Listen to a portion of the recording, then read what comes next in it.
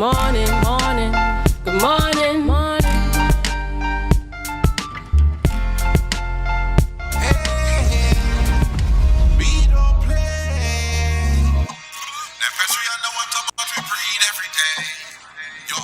Daddy, I could have some help over here. Alright, I'm coming.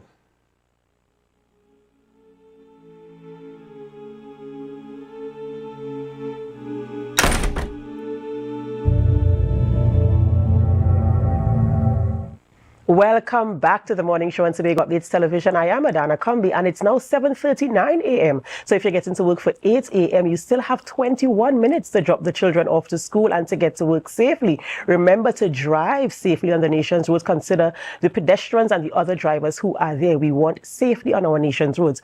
Okay, we continue this morning conversations in studio with our guest, and this morning we're speaking about International Men's Day as we celebrate the boy child. And as you mentioned earlier, boys will grow up to be men. So it's very important to have this conversation. And in studio with me, I'm speaking with Mr. Michael Stewart. He is the president of the International Men's Day Regional Conference Committee, and also Edward Ted Jones, known to many by Ted Jones, and he's a coordinator also on the International Men's Day Regional Conference. Good morning, gentlemen, and welcome.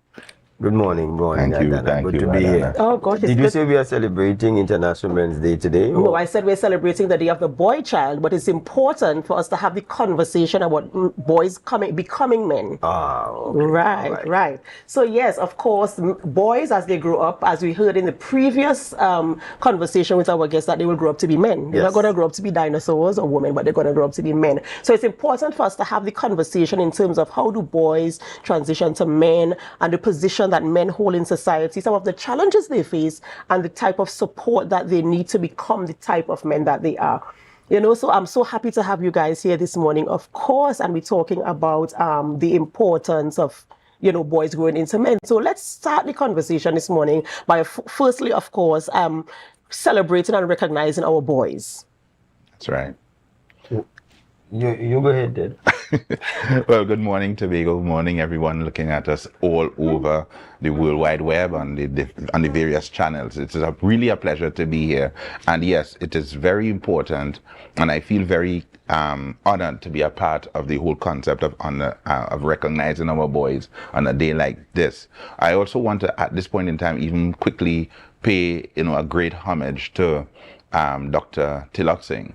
The brainchild behind having the entire world recognize men's issues and boys' issues from the perspective of the United Nations, right? And I think that has been very, very important, simply because anytime you focus light on any matter whatsoever, you understand it better.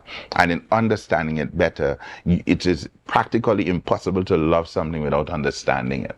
And part of the problems that I think society has caused neglect for so much of our young men, especially as we can see now with the escalation of antisocial behavior, is clearly because part of the understanding of what they perceive they need, even an understanding of their own self and their own self-worth and their self-value, has become something that is maybe non-existent. So it's very important, like a day like today, our young men get an opportunity, a real high-quality opportunity to understand who they are.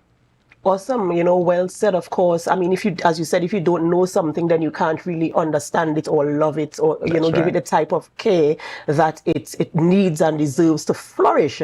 And so we transition now to the conversation of the International Men's Day. As you mentioned, Dr. Tilak Singh is the founder, right here from Trinidad and Tobago, of course, having the entire world celebrating men in November. Yes. And so we want to talk a little bit about that particular aspect, because as we mentioned, boys also need something to look forward to look up to work towards achieving. And so now we have this thing that we call International Men's Day Regional Conference, and we want to talk about the significance of that particular thing and why it is specifically for the region, and what region are we talking about?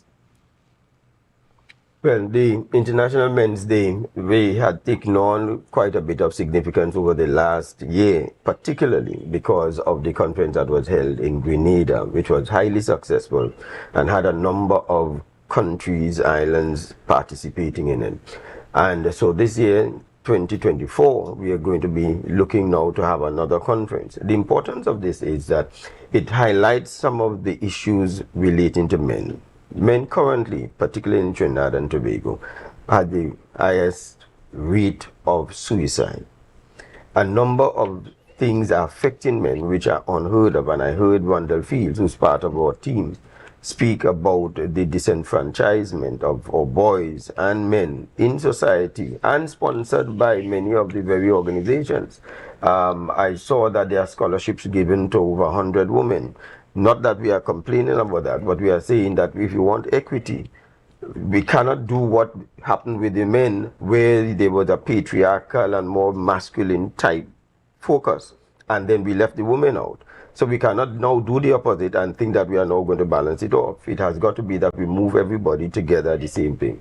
So International Men Day try to put some emphasis and light upon these issues that would now assist men, and in the long run also assist boys.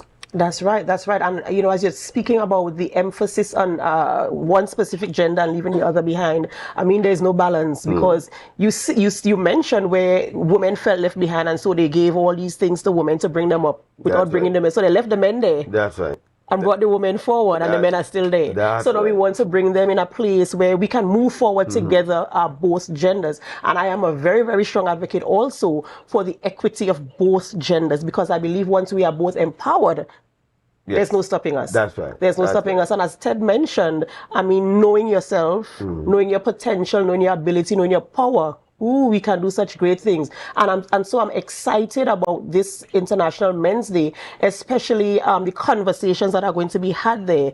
From my understanding from previous conversations, and of course being a part of the committee, that the conversations there are really to change some types of policies. Right. That's right. So we are looking heavy to be able to bring in the research data that will be able to help us to be able to influence the policy makers to reconsider a number of things, the educational system that we use for boys as opposed to girls, because it has to be somewhat directed towards the mind and thought process of the genders. I was just back from St. Lucia, and St. Lucia has boys topping the academics. And the question is, how come? What is it they are doing that reaches to the boys in such a way, whereas generally we always have it skewed towards the girls? So there must be some balance, that again, so that you don't go towards only the boys, but you bring a balance in the whole educational system. But I'm happy to see some of the organizations really putting focus on it. I had a session yesterday, a wonderful session yesterday at Bishop's High School with over 250 boys. And I must commend the Bishop's High School for taking time off to be able to do that. And we were talking about emotional intelligence, which, by the way, the theme for World Day of the Boy Child, which is today, is school boys, helping boys learn how to control their anger and aggression, etc. And so we spoke about emotional intelligence. Today I'm going to Wim Anglican School, and you see people coming on board and recognizing the need for this, because a society that leaves your male behind is a dangerous society.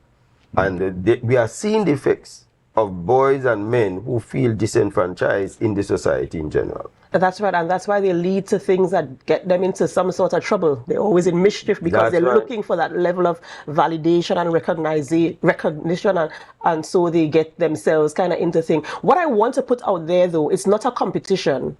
That's right. We're not competing boys against girls, male against female. That's not what it is. What it is about is providing equal opportunities for all, for both genders, so we can both, come to the top of our fullest, if I can say that, potential in whatever area we find ourselves. And so, I'm really happy to know that you've had conversations with the schools, and that you're going in there and having those conversations. But what I want to get to is, as I mentioned with Rundle in the earlier conversation, what is the follow-up? What is the follow-through? What is the sustainability? How are we going to have the continuous conversation, rather than having a situation that takes place for a specific season like today's International Boys Day? So we do something for the boys today, but what happens for the other 364 days of the year? Good point. Good question. No, in my case, what I would suggest is that every man or every woman, everybody, be an advocate for the well-being of our young men. our boys and girls. You know, what was said initially clearly is that because girls felt that they may have been left behind, there was an understanding of that and therefore a thrust to move them forward. However, what we don't understand is in terms of building the whole concept of womanhood and feminism and all of that, what we are doing, we are actually creating victims. The victims happen to not be the men per se. That's just a spin-off. The real victims of this type of movement are really our boys, because they are the ones that will be left out of opportunities. They are the ones left out of advancement. They are the ones left out of funding and recognition and that kind of thing. So one of the things that we have to perpetually do, even after a day like today, is continuously engage to, one, our governments, two, and I'm talking now Caribbean-wise, and even maybe internationally, but we need to continue to find out, do the research, bring the research papers to the fore. Why is St. Lucia's doing so good in terms of the young men, right? Let's find that out, bring that to, to operate on the level of best practices. I would also want us to also, from a mentorship perspective, because there are so many, Lord Robert Baden-Powell, back in 1808, he formed the Boy Scout out of the same thing. So many men were lost in wars. Boys became fatherless because of their fathers dying in wars. What did he do? He created the Boy Scout movement. He started bringing boys together under the leadership concept of being prepared and taught them survival skills, and that's how this Boy Scout movement became thing. So we need to continue that. We have, I think, a singular responsibility as individuals. We also have a community responsibility, right? We need to start talking truth to power in terms of men have a gift, I think, in terms of being analytical. And I'm not saying that women are not analytical, but there's a particular nature in us that to be more statistics oriented. So but however, most of our arguments and most of our actions are based on an emotional basis. So now you have, and sometimes because emotion does not necessarily have a reflection on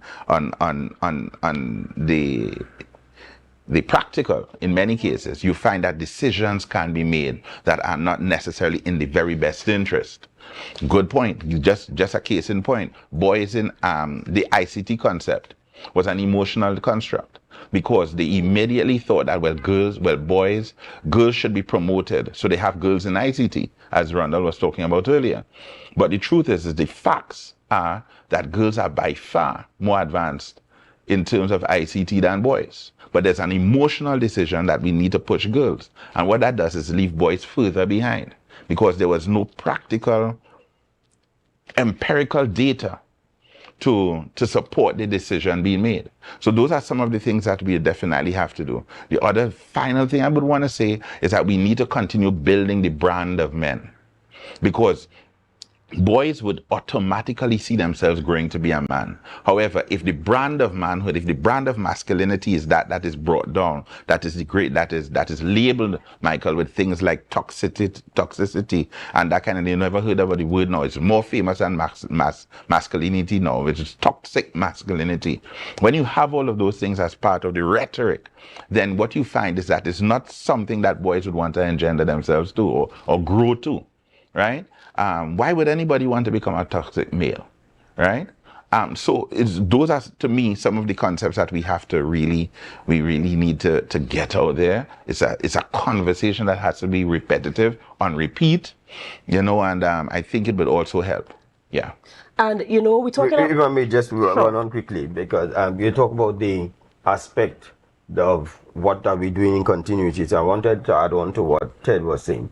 That we have in the organization that I formed called B-Men, we have in July Boys Polishing Camp, which is next to what used to be called the Girls Finishing School. Years ago, they had that to teach a girl how to walk and how to be prim and proper, etc. So we have Boys Polishing Camp that we use, and of course we go into various organizations. Because one of the things I think boys need to recognize that they are loved and appreciated. In Bishop's High School, when I said to the boys that I love boys, you saw and you heard the crowd react to that. Which means, they don't want that. They said, no, we don't like. I said, I love boys. I said, I have 3 boys and I love them. one boy pulled me aside. He said, so, you know, I didn't like when you said you love boys because it carries a connotation. And I explained to him about my 3 boys. And then after he understood that, he told me, I have 2 brothers and I love them too. So finally he said it. What is it that we have done that have caused us not to like to hear those sort of things, because it has been put into a category that is unsavory, and we need to put that back into our boys. And that is right, is the narrative that has been formed, and the thing is to find out the origin of that narrative. Why it is men or boys, as early as boys rather, do not like to hear, I like boys. Yes. From another man. Yeah. You understand? And it's love. When you're talking about love also, permit me to say, when you talk about the love of God, that's what it is. It does not depend on gender or position or where you are. So that is what that type of love is. And I'm really happy that you were able to share that and explain that to that young boy so he could understand. And I hope more young boys and young men understand when a man tells you he loves you, take it as that. You know, take it as that and just try to understand the measure of his love for you, just as Christ loves his children, loves the church. And, you know, we're going back to International Men's Day. And I know from my understanding that the conference goes around the Caribbean. Yes, so it goes from island to island, having the important conversations and hoping that the islands can come together, as you mentioned earlier, to change policy and to ensure that men have more freedom and more right and a better understanding of themselves so that they are able to stand in their power. And once a man is empowered, a society is empowered. Right? And I strongly believe this. And this is a good segue into something I know that you want to share with our audience this morning. Ted, I hand back to you.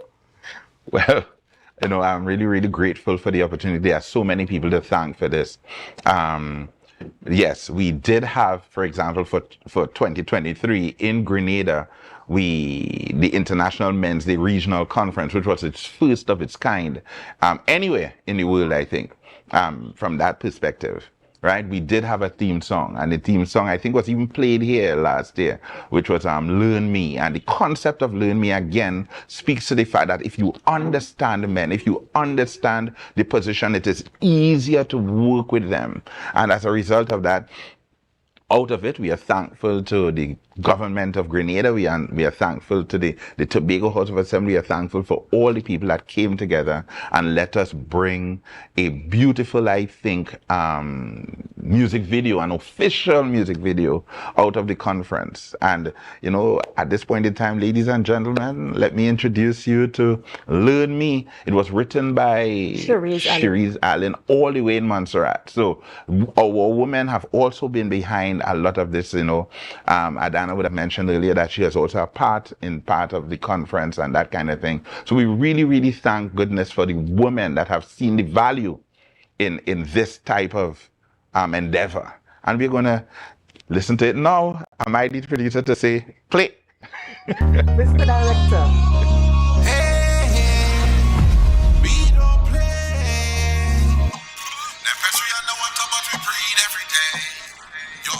Daddy, I could have some help over here.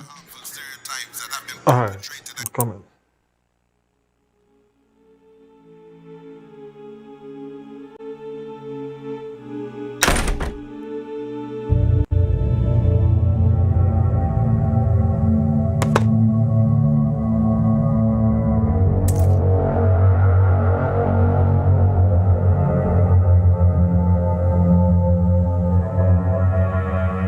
Mikey, Baby, this is another bill. I know. Mikey, another bill that you haven't paid. Baby, I have it under control. Mikey, you always have stuff under control. Baby, let me go in. No. I should have listened to people when they tell me no. Like, God forget where you live. Because I'm fed up of this. You only have me feeling like I'm a mouse in house. Right you. People outside laughing me, girl. 15 years we together and it's only rah. You need to learn me.